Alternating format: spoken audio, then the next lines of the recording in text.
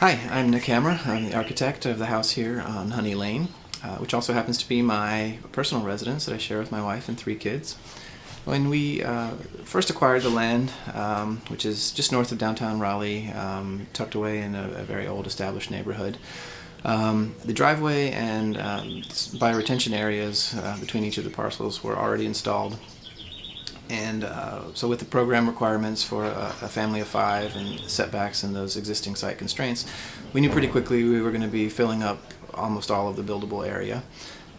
So I started off with a simple rectangular floor plan, and then started adding and subtracting to create some more efficient spaces and a more interesting form for the house. Some of the things we were able to do were to add a cantilevered projection over the front of the house that creates a deep overhang on the front porch and shades the living area that faces south. We were able to pull out the garage to the west, which allowed us to put a large sun deck on top on that side of the house. And then materials and color were also very important in distinguishing that original rectangular volume and then all of the additions that we were able to add on. So, for example, that original rectangular core is clad with white cement board panels, where the shell of those extrusions and pieces that we were able to push and pull are either dark gray cement board lap siding, or in a couple areas we used vertical cedar.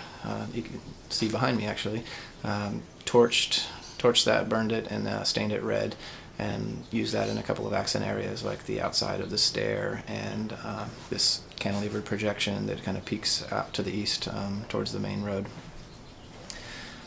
Inside, the floor plan actually is a kind of a continuation of that theme of organization around a core, and is also a study in contrasting colors and materials.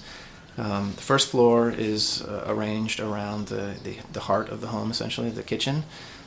Circulation is designed in a way so that you move clockwise, kind of coming in from the garage around that core of the house through the open dining and living spaces, and then up the stairs. Materials down there are heavy and rooted to the earth. We have a poured slab foundation, exposed concrete slab floor that's stained black, heavy plate steel countertops, and oversized exposed steel structure that also helps frame that core around the kitchen. Moving upstairs, that theme is essentially reversed. So the core element of the house, as you move up the stairs, literally opens up into a loft study area at the top of the stairs, and from that point you have access also to that roof deck, that sun deck to the west. And then materials upstairs, again, are kind of flipped from the theme downstairs. Everything is open and bright. We have tall vaulted ceilings, skylights, so that it really is kind of flooded with daylight and views to the sky.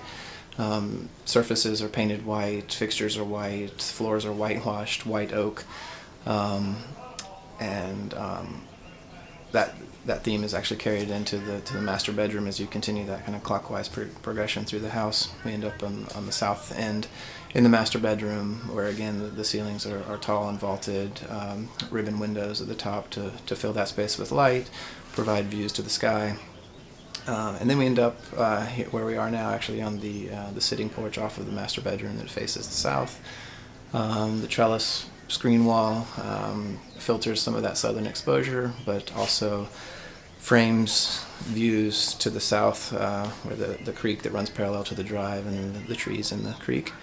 And that's the view that we are lucky enough to wake up to every morning.